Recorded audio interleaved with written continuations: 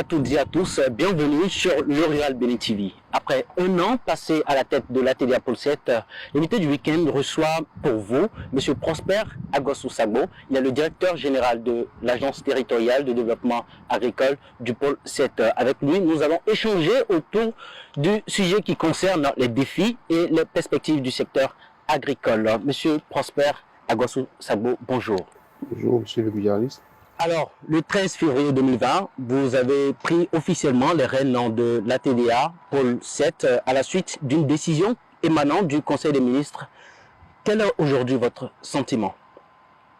Merci, monsieur le journaliste, pour cette occasion que vous m'offrez de parler de ce que nous avons pu faire à la tête de l'ATDA du Pôle 7. Je vais dire, à la date d'aujourd'hui, ça fait déjà 1 an et 3 mois. C'est un sentiment de fierté, je vais dire d'abord, pour la chance que le gouvernement du Bénin a offert à ma modeste personne, à travers monsieur le ministre de l'Agriculture, de l'Élevage et de la Pêche, de me confier la charge de l'administration de cette agence, combien importante de par sa taille, de par les missions qui lui sont assignées pour révéler davantage l'agriculture du Bénin, particulièrement ce qui se passe dans le pôle 7, en matière de promotion des filières ananas, aquaculture, œufs de consommation et maraîchage. C'est un sentiment de fierté pour avoir été au service de mon pays dans cette tâche-là. Et également un sentiment de, je dirais pas de satisfaction parce que tout n'a pas été très bien fait. Les ambitions que nous avions nourries en prenant les rênes de cette agence n'ont pas été totalement atteintes. Mais on s'y est donné avec détermination, avec passion. On a donné tout ce que nous avions comme énergie, comme connaissance, comme bagage intellectuel. Mais le secteur agricole est un secteur assez complexe et les défis sont énormes, diversifiés et naissent presque tous les jours au niveau du secteur agricole. Ouais. Mais la détermination, elle est toujours au rendez-vous. La motivation, elle est complète et l'engagement est sans faille pour aller vers de plus grands succès à la satisfaction des acteurs du monde rural et pour la pleine réalisation des objectifs qui nous sont assignés, qui restent encore, par rapport auxquels il reste encore des efforts à faire pour donner pleine satisfaction. Prosper Agosou-Sagbo, dites-nous, quelle appréciation faites-vous du climat agricole aujourd'hui au Bénin?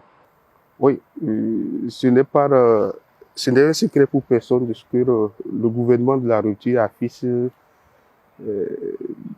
de grandes ambitions pour le secteur agricole et cela va de soi lorsqu'on connaît la qualité, le parcours du chef de l'État et de son intérêt pour le secteur agricole. Ce gouvernement nourrit beaucoup d'ambitions et ces ambitions assez relevées, les objectifs à réaliser qui sont assez élevés, challenge beaucoup les acteurs, aussi bien nous qui sommes dans l'administration au service des acteurs, que les acteurs eux-mêmes. C'est le challenge de tout le temps. Mais on peut quand même se réjouir de ce que du pas a été fait. Beaucoup de pas a été fait, beaucoup de choses ont été faites, beaucoup de choses positives sont nées dans le secteur agricole. Et au-delà du pôle 7, l'agriculture béninoise de façon générale affiche meilleurs résultats. Depuis un certain nombre d'années, il y a des filières pour lesquelles le Bénin s'est révélé être champion en Afrique.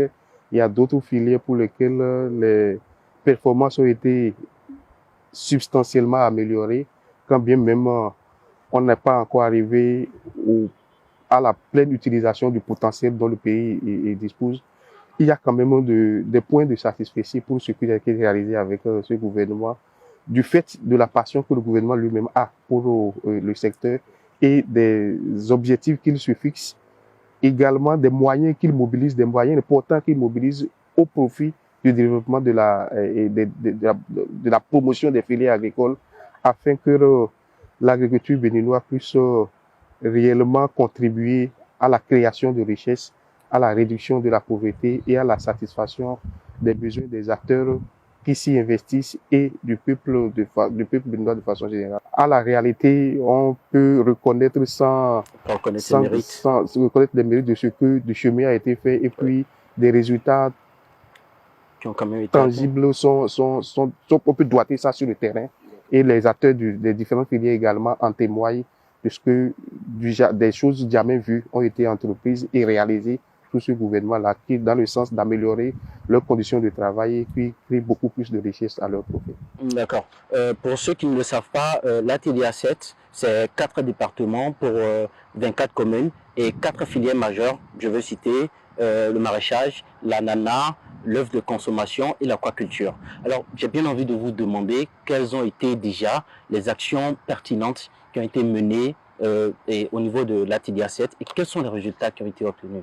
Bien, merci monsieur le journaliste de cette question-là qui nous permet de toucher du doigt un certain nombre de choses concrètes qui ont été réalisées. Yeah. Si je prends par exemple la filière ananas, l'objectif à fixer à l'horizon 2021 par le PAG, c'était d'arriver à une production de 60 000 tonnes d'ananas. À la 60 000 tonnes d'ananas. 600 000 tonnes d'ananas. Voilà. Au thème de la campagne écoulée, la campagne 2019-2020, on a pu afficher un taux de réalisation en matière de production de 430 000 tonnes. Bon, l'échéance affichée pour le programme, c'est 2021. Il reste encore la campagne de 2021 à faire pour pouvoir nous permettre de voir si on a pu réellement réaliser l'objectif qui était assigné dans le PAG pour l'horizon 2021. Mais qu'est-ce qui a été fait de façon concrète comme accompagnement au profit des acteurs? Dans cette filière-là, l'une des contraintes que le diagnostic élaboré en 2018 a révélé était la difficulté, la non-disponibilité du matériel de plantation de qualité. Et plusieurs chantiers ont été lancés dans le PAG pour solutionner ce problème-là, de rendre disponible et accessible à coût raisonnable aux producteurs le matériel de plantation. Je vais parler des rejets d'ananas. D'accord. Et quels sont les chantiers qui ont été entrepris? On a parlé du chantier de production des rejets par la technique de micropropagation qui est la production des vitraux plans.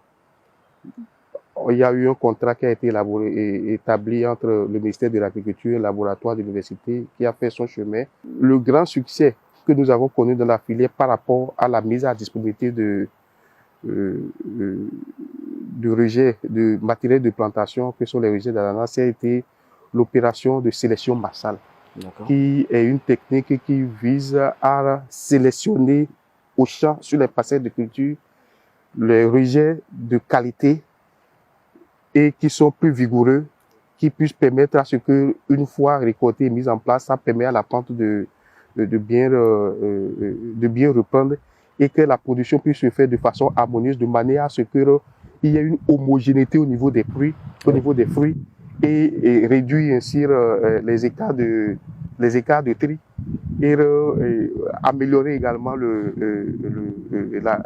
rendement de la production. À la date d'aujourd'hui, il y a près de 450 hectares de plantations d'ananas qui ont fait objet de sélection massale pour l'épuration variétale, pour pouvoir choisir des rejets de bonne qualité, homogènes, vigoureuses et de taille et convenable pour pouvoir faire la plantation. Et cette quantité-là doit permettre de mettre la mise en place de nouvelles plantations jusqu'à hauteur de... On attend des 430 hectares de rejets pour 12 millions de rejets, qui doit permettre de faire près de 900 hectares d'ananas avec des rejets de qualité. D'accord. Et le programme prévoit également un accompagnement pour d'abord le gouvernement financer l'opération de sélection massale, c'est-à-dire la main d'œuvre pour pouvoir faire le marquage des plants mers de bonne qualité sur lesquels on va prélever les rejets, de faire le suivi de ces plants-là et de venir les récolter, faire le tri, la catégorisation pour les calibrer pour qu'on ait une certaine homogénéité sur le matériel qui va être utilisé pour faire la plantation. Et cette quantité, les rejets issus de cette technique où nous avons déjà une certaine homogénéité variétale, une certaine homogénéité au niveau de la grosseur des rejets et de leur calibre, va servir maintenant pour faire de nouvelles plantations qui seraient des plantations déjà mises aux normes. Et les producteurs qui vont recevoir ça pour pouvoir faire la deuxième génération de production de fruits d'ananas sont retenus comme étant des producteurs semenciers parce que leurs parcelles vont être retenues comme parcelles devant servir à produire des rejets qui vont servir à d'autres plantations encore. Donc, il est retenu dans le programme que les plantations qui vont être mises en place avec les rejets issus de la sélection massale soient suivies avec la rigueur qu'il faut comme une parcelle semencière. Toujours dans la filière ananas, en dehors du maillon production dont on est en train de parler, il y a un accompagnement pour faciliter la transformation, pour augmenter les performances de la filière en matière de transformation, parce que c'est à travers la transformation qu'on crée de la valeur ajoutée, qu'on crée encore beaucoup plus d'emplois et que la richesse est créée dans le pays au profit des acteurs qui s'y investissent. Donc, il y a un accompagnement par rapport aux acteurs qui sont dans le maillon transformation en matière de subvention pour l'équipement, des équipements de transformation, afin d'augmenter la capacité installée de transformation. En 2016, au diagnostic, on était autour de 20% de la production nationale qui était transformée. Mais l'objectif du programme du PAG par rapport au volet de transformation, c'est de porter à 40% au moins le volume transformé d'ananas. Et pour pouvoir y arriver, il faut augmenter les capacités des équipements de transformation existent et un programme est mis en place pour appuyer les acteurs qui sont dans ce maillon-là avec des subventions pour acquérir des équipements de transformation et augmenter les capacités de transformation. Et ça, il y a près d'une cinquantaine d'acteurs qui ont été sélectionnés et qui bénéficient de financement sous forme de subvention, une partie de subvention pour installer des équipements de transformation. Ça aussi, c'est une réalisation au cours du quinquennat écoulé qu'on peut appuyer. Il y a également l'accompagnement pour faciliter l'accès au crédit de façon générale pour financer des opérations agricoles au niveau de la filière. Et l'outil qui est utilisé, c'est le FNDA qui accompagne les acteurs. Il y a plein d'acteurs de la filière, aussi bien du maillon production, du maillon transformation qui bénéficient de l'accompagnement du gouvernement à travers les mécanismes de financement qui existent là pour pouvoir aller de l'avant et améliorer les performances de la filière. Sur la filière œufs de consommation, qui est aussi une filière importante dans le pôle, en ce sens que le pôle 7 seul contribue pour près de 78% à la production nationale. Il y a un programme qui est mis en place à travers le programme national de développement, qui est le programme national de développement de la filière, où les acteurs de cette filière sont accompagnés pour avoir accès à prix subventionné à la semence animale de la filière, qu'est les poussins d'un jour. Il y a une opération d'importation et de mise en place à prix subventionné sur ressources de l'État. Ça aussi, c'est du jamais vu. C'est au cours du mandat de ce quinquennat et passé que nous avons conduit cette opération-là, où il y a près de 500 000 têtes de poussins d'un jour avec des performances géotechniques établies et avérées pour accompagner les acteurs de la filière. Et ça, c'est déjà mis en place. Et les acteurs ont été sélectionnés, ils ont réceptionné les bandes de poussins successivement. La dernière en date remonte à il y a quelques semaines où les poussins ont été accueillis à l'aéroport et mis à la disposition des choses là. Et toujours sur cette filière-là, il y a un accompagnement pour le respect de la prophylaxie. Il y a un programme de vaccination complète qui est mis en place pour accompagner les acteurs. Toujours dans le cadre du PNDF, les poussins sont mis en place à prix subventionné. J'ai dit, il y a une subvention de près de 60% du coût d'acquisition qui est supporté par le programme, par le budget national. Les vaccins sont mis en place à titre gratuit, subvention à 100% pour ce qui concerne les vaccins. Et l'accompagnement également pour la faciliter l'accès à l'aliment. Et choses là, à plus subventionné de 25%. Tout ça pour accompagner les acteurs de cette filière-là et augmenter le cheptel pour que la production puisse s'accroître et également améliorer leur compte d'exploitation pour qu'ils puissent avoir beaucoup plus de marge de profit et réinvestir davantage encore dans la filière. Ça, c'est ce que je peux dire comme opération à résultat concret qu'on peut doiter, et là, les acteurs même peuvent en témoigner, c'est concret, c'est réel, ce n'est pas des projections, c'est réel. Sur la filière aquaculture également, le modèle qui a été retenu pour booster la production à ce niveau-là, c'est le modèle des villages aquacoles, qui est un concept inventé par l'ATDA du pôle 7 pour implémenter les actions à entreprendre pour réaliser l'objectif du programme d'action de développement qui vise d'ici à l'horizon 2021 d'amener la production nationale de poissons d'élevage à 20 000 tonnes. Et qu'est-ce que ça veut dire, le village aquacole? C'est des complexes qui sont au niveau desquels on réalise à grande échelle des infrastructures de production aquacole. Et on peut prendre 2 hectares, 3 hectares, 5 hectares selon les possibilités qui existent dans les zones propices à l'aquaculture là pour aménager. Le gouvernement, avec les ressources de l'État, on aménage ces infrastructures de production aquacole et on installe les producteurs, les acteurs de la filière là-dessus qui sont dans leur localité. Bien entendu, on ne fait pas venir des gens d'ailleurs dans leur localité pour pouvoir s'occuper de la production avec tout un accompagnement en matière de formation, de facilitation d'accès aux intrants que sont les alevins, les aliments pour le nourrissage des poissons. Et il faut le grossissement du poisson, et à peine 4-5 mois après, on a du poisson marchand avec des tailles de 300 à 400 grammes par unité, et ça permet d'augmenter de façon substantielle la production. Et il y a un certain nombre de ces infrastructures qui ont été réalisées au cours des 2 dernières années, et différents modèles. Il y a le modèle des étangs non vidangeables qui sont réalisés au niveau des marécages. Il y a le modèle des étangs fixes, des cages fixes, je vais dire, qui sont réalisés sur des plans d'eau, ou bien des cages mobiles qui sont réalisés sur des plans d'eau et qui ont un potentiel productif assez élevé, qui permet vraiment en un temps record d'augmenter la production. Et tout ça est fait au profit des acteurs pour juste les accompagner à accroître leur volume de production. Et bon, c'est ainsi dit quelques exemples comme ça d'actions concrètes de réalisation que nous avons pu faire dans les 5 dernières années afin d'accompagner l'amélioration des performances de la production.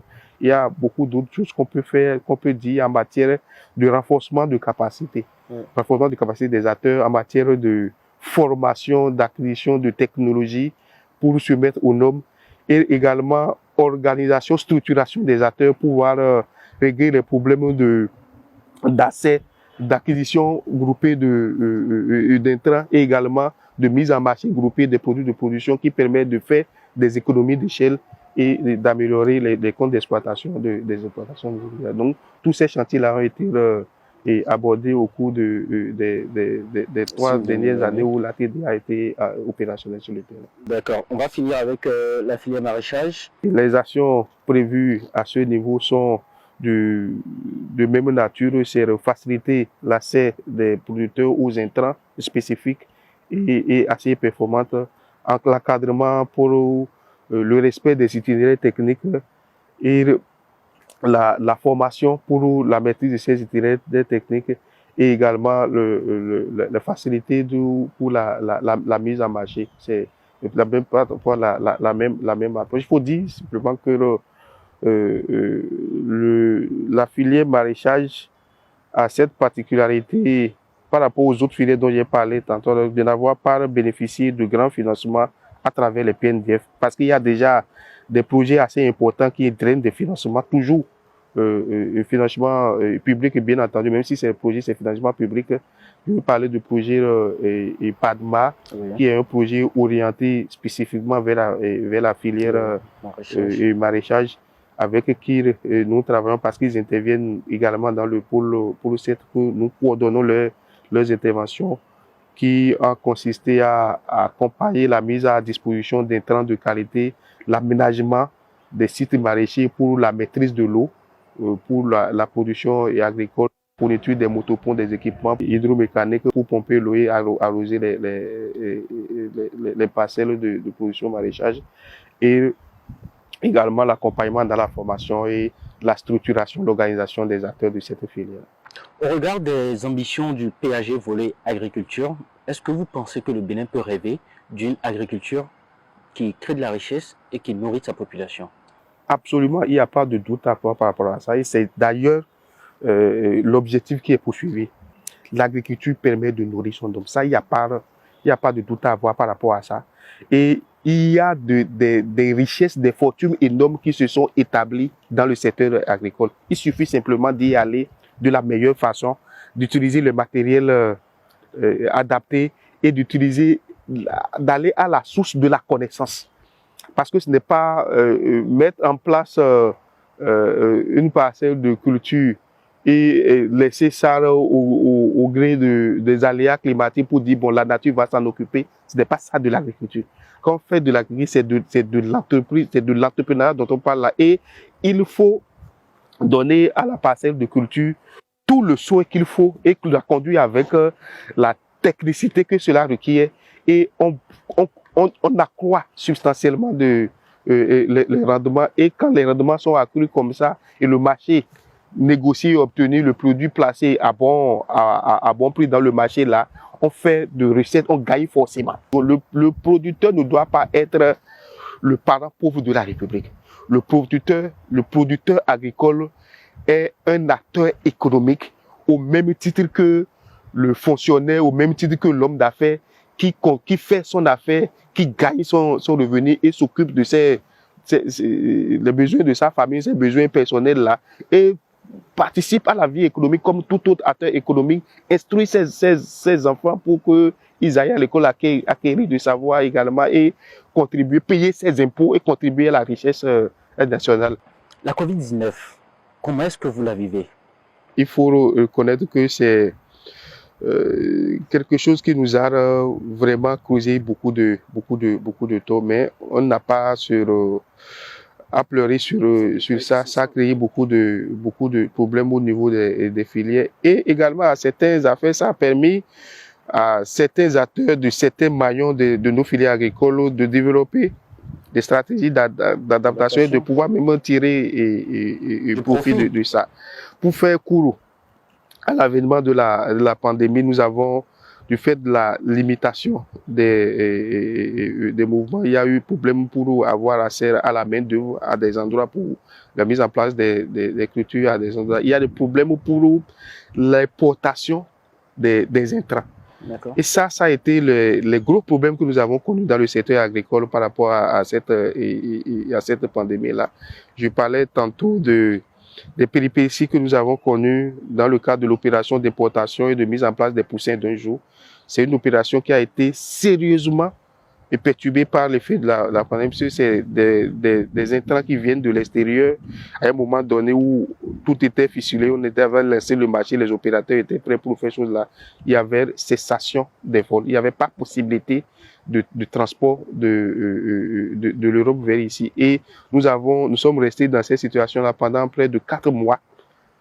Et on a connu plus de 4 mois de retard par rapport à la mise en place de l'opération. Et à la reprise, il y a eu renchérissement des prix de fret aérien, et puis ça a mené à revoir le coût du marché initialement conclu par rapport à ça. Mais heureusement, on a pu, avec l'accompagnement du cabinet du ministre de l'Agriculture, trouver les arrangements nécessaires avec l'accompagnement de la DNCMP pour solutionner le problème. Ça a été mis en place. Nous avons connu également l'impact par rapport aux acteurs de la filière aquaculture, où à un moment donné de l'année, c'était carrément impossible pour ces acteurs-là de disposer de l'aliment pour de la pourvoir pour les poissons. Et ça fait que ça ralentit un peu la réalisation des objectifs de production que nous avions nourris au début de la campagne par rapport à cette filière-là. Ouais. Mais de l'autre côté, je disais qu'il y a eu de situations, certains acteurs se sont adaptés, ont tiré meilleure partie de la filière. Ça a été le cas, par exemple, de la filière ananas, où, du fait de la Covid, parce que les acteurs n'ont pas la possibilité de faire le commerce vers les pays de l'hinterland de l'ananas frais, ça a orienté un volume important de l'ananas vers la transformation sur place. Les unités installées pour la transformation de l'ananas ont bénéficié de beaucoup de matières premières en étant record, et ça nous a permis d'accroître la part de la production nationale transformée sur place. Nous tendons presque à la fin de notre émission. Alors, j'ai bien envie de vous demander, en termes de défis et de perspectives, qu'est-ce qu'on peut retenir dans le secteur agricole? Bien. Avec le gouvernement du président Patrice Talon, j'ai dit tantôt que il y a de grandes ambitions pour le secteur agricole. C'est ce qui a été noté à travers ce qui a été fait au cours du premier quinquennat. Mais avec ce quinquennat qui s'annonce, les ambitions sont encore plus grandes. Il est annoncé maintenant que nous allons vers l'agriculture d'envergure. C'est ça, en un mot. Ça veut dire quoi? Ce qui avait été fait avant, il y a quelques années, que certains trouvaient d'assez ingénieux, d'assez inédit dans le secteur agricole, c'est perçu par le président de la République comme étant une initiation. C'est maintenant avec le quinquennat qui s'annonce, avec les objectifs qui sont annoncés, que peut-être ce qui était affiché comme objectif doit être multiplié par 5 par 10. D'accord. Nous parlons de la réalisation de projets de grandes plantations. Et ça amène à découpler les efforts, ça amène à aller vers d'autres filières qui sont des filières d'importance, des filières qui ont de potentiel en matière de création de richesses. Tout ça là pour permettre à ce que le secteur agricole contribue de façon substantielle à la création de richesses et à la constitution du PIB national. Et tout ceci, c'est des chantiers qui challengent et qui sont appelés à challenger les acteurs du monde agricole que nous sommes, aussi bien nous qui sommes du côté de l'administration pour l'encadrement des acteurs que les acteurs eux-mêmes. Nous parlons de mise en place dans les années à venir de pas moins de 500 000 hectares de culture et de grandes plantations pour des filières telles que l'ananas, le riz, la banane, l'orange, le manguier. Toutes les filières sont prises en compte. Et ça, c'est, en un mot, accroître le volume de production dans toutes les filières. Et accroître le volume de production, ça va avec la création de richesses, l'augmentation de revenus. C'est ça le défi que le président lance aux acteurs du secteur agricole. Et il nous revient, nous qui sommes professionnels de la chose là, de nous organiser pour rendre tout ça là possible, pour nous organiser pour répondre efficacement à ce qu'il faut pour que cette vision là soit réalité, devienne réalité. Et l'un des chantiers, l'un des chantiers majeurs pour y arriver, c'est le renforcement du capital humain. Parce que ce dont on est en train de parler, ça appelle à un changement radical de mentalité pour que les actions soient vues désormais sous forme d'entreprises réelles, entreprises agricoles, pour pouvoir créer de richesses. Et pour aller vers ça, je disais, c'est d'investir sur le capital humain, de changer le paradigme, de changer la compréhension pour que, d'abord de notre côté, structure d'encadrement, que nous passions de suivi des producteurs à l'encadrement réel des producteurs. Ça veut dire quoi? Le technicien agricole lui-même doit maîtriser la culture. Si on prend donc on dit un technicien qui est conseiller de telle filière, il doit maîtriser la culture de bout en bout, c'est-à-dire depuis l'identification du matériel végétal jusqu'à la mise en marché en passant par l'installation, l'entretien de la terre, la transformation et la recherche de marché pour faire chose là, pour que la filière soit organisée. Donc, il y a un investissement à faire pour avoir des hommes d'encadrement de type nouveau qui doit être aux côtés des producteurs également de type nouveau qui, en toute situation, doit chercher le profit, le professionnalisme et le goût du bienfait dans tout ce que nous faisons. Merci beaucoup, Monsieur Prosper Agosou Sagbo. Merci à vous, Monsieur le journaliste. Tout le plaisir était avec moi d'être avec vous pour ces quelques minutes passées ensemble. Ce numéro de l'invité du week-end Stop est fin. Nous étions en compagnie, mesdames et messieurs, de Prosper Agosou Sagbo, directeur général de l'Agence territoriale de développement agricole Pôle 7, avec qui nous avons échangé sur les questions de défis et de perspectives à l'horizon du quinquennat prochain. Merci de nous avoir suivis. À très bientôt.